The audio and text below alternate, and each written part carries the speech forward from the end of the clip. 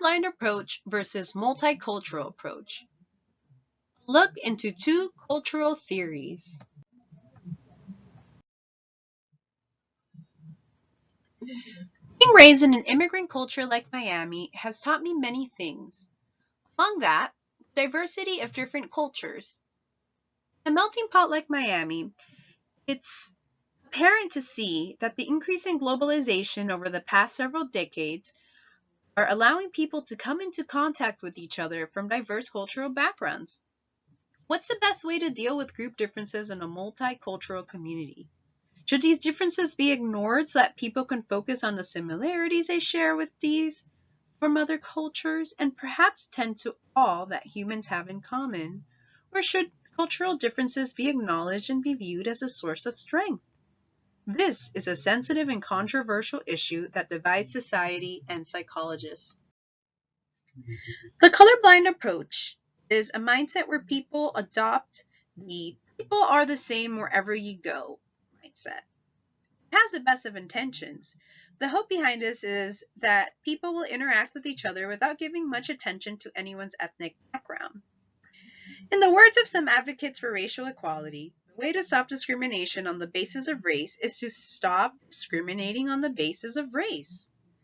So perhaps the best way for people of different backgrounds to get along is to stop attending to cultural differences and focus instead on people's common human nature.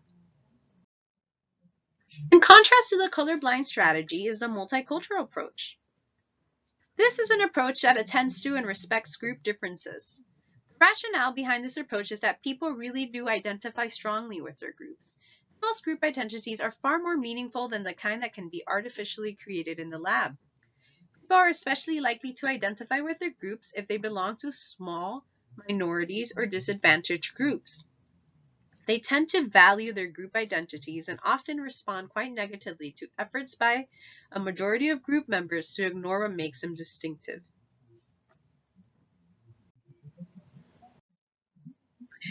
So, what happens when you experiment and you compare these two approachings? The findings have actually been quite consistent. Groups that emphasize multicultural messages fare better in numerous respects than groups that emphasize colorblind messages.